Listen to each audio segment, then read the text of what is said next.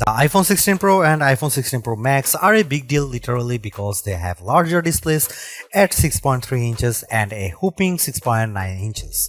The latter is the largest display ever on an iPhone.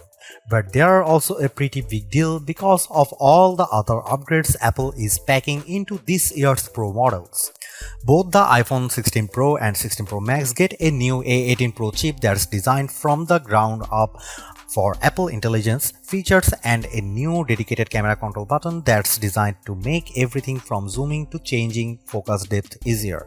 A new 48 megapixel ultra-wide camera captures impressive macro shots and you can record cinematic slow motion video at 4K 120 fps. Apple also promises longer battery life and better sustained performance along with more durable designs. I went hands-on with both the iPhone 16 Pro and 16 Pro Max and I came away impressed with the new designs and features. Both could make our best phone list, but the camera control was a bit finicky.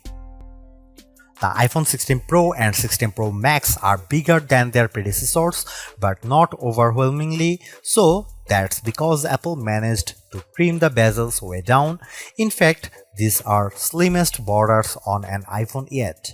I put out 6.9-inch iPhone 16 Pro Max and 6.7-inch iPhone 15 Pro Max side by side and the new iPhone was only marginally bigger.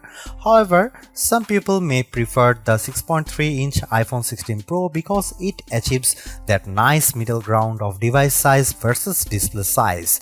And it's not much heavier. We are talking the difference between 7.8 ounces for last year's Pro Max versus and 8 ounces for iPhone 16 Pro Max. Meanwhile, at a shade over 7 ounces, the iPhone 16 Pro is just 0.4 ounces heavier than its predecessor. Apple also promises a more durable design thanks to a new ceramic shield display that the company claims is 2x tougher than glass on any other phone. Just as important, there is a new internal architecture that improves heat dissipation and allows for 20% better sustained performance. This is key because many users have complained about overheating on the iPhone 15 Pro series. You still get a titanium frame on the iPhone 16 Pro, but there is a new desert titanium color which I think is a bit more peace than gold. This joins black, white and natural titanium options. The iPhone 16 Pro and 16 Pro Max OLED displays themselves look good with a rated 2000 nits of brightness, but that's behind the Pixel 9 Pro and 9 Pro XL. You get the same 120Hz refresh rate that's been a mainstay on Apple's Pro phones for several generations now.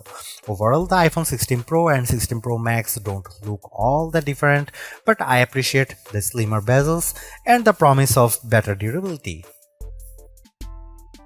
The iPhone 16 Pro and 16 Pro Max both look like solid upgrades, but the iPhone 16 Pro could be the better value. You get the same 5x telephoto zoom as the larger Pro Max in a smaller design, and the screen is big enough where you might not have Max envy. I personally prefer a larger screen and the longest battery life, so I would probably go for the iPhone 16 Pro Max, but if you are on a tighter budget, go regular Pro. Stay tuned for our full rated review.